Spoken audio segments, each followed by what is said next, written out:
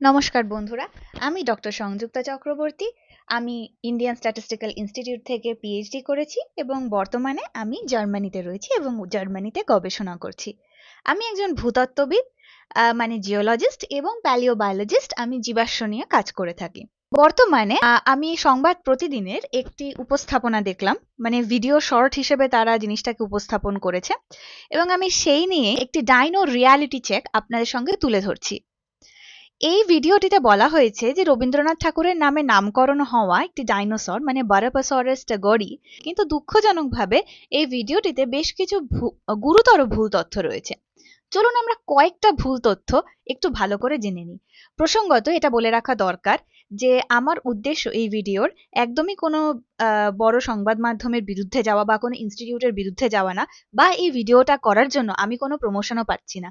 একজন বৈজ্ঞানিক হিসেবে আমার মনে হয়েছে সঠিক তথ্য মানুষের সামনে তুলে ধরাটা আমার দায়িত্বের মধ্যে পড়ে। প্রথম ভুল, ভিডিওটিতে দাবি করা হচ্ছে যে বারাপাসরাস টাগোরি খনন করেছে জিওলজিক্যাল সার্ভে অফ ইন্ডিয়া বা জিএসআই। বলা হয় যে জিওলজিক্যাল সার্ভে অফ ইন্ডিয়া জব্বলপুরে খনন কার্য শুরু করে এবং 1961 নাগাদ তাদের চোখে একটি তৃণভোজী ডাইনোসরের খনন কার্য করা হয়। এই তথ্যটিতে মনে হয় যেন জিওলজিক্যাল সার্ভে অফ ইন্ডিয়াই এই কাজটি করেছে, কিন্তু আসল তথ্য হলো এই বারাপাসরাস টাগোরি ডাইনোসরটি খুঁজে বার করেছে, রিস্টোর করেছে এবং মাউন্ট করেছে ইন্ডিয়ান স্ট্যাটিস্টিক্যাল ইনস্টিটিউটের জিওলজিক্যাল স্টাডিজ ইউনিট বা জিএসইউ আইএসআই, কলকাতা।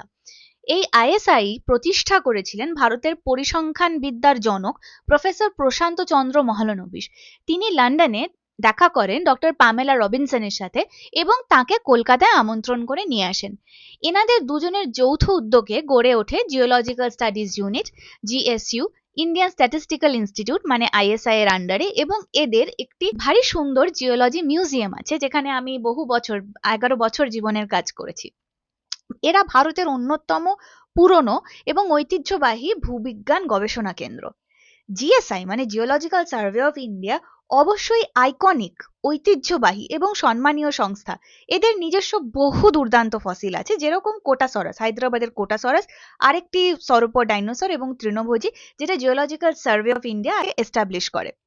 কিন্তু কলকাতাতে রবীন্দ্রনাথ ঠাকুরের নামে যে বারাপাসরাস টাগোরি আছে সেটি কিন্তু জিএসইউ আইএসআই এর দ্বারা খনন করা এবং তাদের জিওলজি মিউজিয়ামে আছে। তাই এই ভিডিওতে জিএসআই এর লোগো ব্যবহার করা এবং জিএসআই খনন করেছে এই তথ্যটি দেওয়া এবং আইএসআই এর কোনো উল্লেখ না করা, এটি একটি ফসিল ফ্যাক্ট ফ্লপ বলা যেতে পারে। আর বারাপাসরাস নামটা সেইটি এসেছে, ভিডিওটিতে বলা হয়েছে যে ওখানকার শ্রমিকেরা বলেছে যে এটিকে বারা পাওয়ালা জানোয়ার। আসল গল্প হচ্ছে, হ্যাঁ, আমাদের অনেক সময় খনন কার্য করার সময় লোকাল মানুষদের সাহায্য অনেক সময় দরকার হয়ে থাকে, কিন্তু খনন কার্য গবেষকরা নিজেরা করে কারণ আমরা চিনতে পারি কোনটা ফসিল আর কোনটা ফসিল নয়। গল্প শোনা আমার প্রফেসরের মুখে, যেরকম প্রফেসর দুর্যোধী প্রসাদ সেনগুপ্ত, যে যখন খনন কার্য চালানো হয় তখন আইএসআই ভদ্রলোকটি গাড়ি চালাচ্ছিলেন, মানে আমাদের ফিল্ড জিপ বা ফিল্ড ভেহিকল যিনি চালাচ্ছিলেন উনি বলতেন বারা পাওয়ালা জানোয়ার, এই বারাপাসরাসের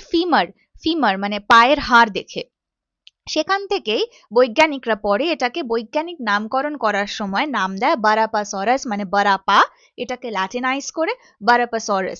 আর যেহেতু খনন কার্যটা চালানো হয়েছিল রবীন্দ্রনাথ ঠাকুরের জন্ম শতবর্ষে, তাই এটাকে ট্যাগোরি বলা হয়।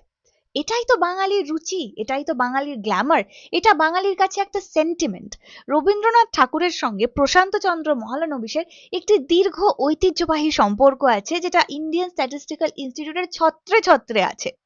তাই এখানে ইন্ডিয়ান স্ট্যাটিস্টিক্যাল ইনস্টিটিউটের খনন কার্যর কথা আলাদা করে মেনশন না করাটা আমার মনে হয় বৈজ্ঞানিকদের যে পরিশ্রম, যে এফর্ট, সেটাকে কিছুটা হলেও ম্লান করা হয়। বিজ্ঞান ভিত্তিক ভিডিও ভাইরাল হওয়া অবশ্যই দরকার, কিন্তু তথ্য যদি ঠিক না হয় তাহলে কিন্তু আমাদের ঐতিহ্যটাই মুছে যায়। তাই বলি ভাইরাল কন্টেন্ট হোক, কিন্তু সঠিক তথ্যের সঙ্গে।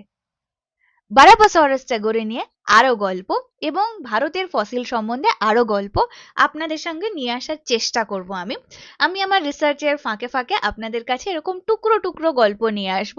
ততক্ষণ অবধি আপনারাও চেষ্টা করুন রিয়ালিটি চেক করতে এবং সমস্ত সংবাদ মাধ্যমের কাছে আমার বিনীত অনুরোধ, প্লিজ আপনারা আপনাদের তথ্যগুলোকে দ্বিতীয়বার ভেরিফাই করুন, ডাবল চেক করুন, ক্রস চেক করুন।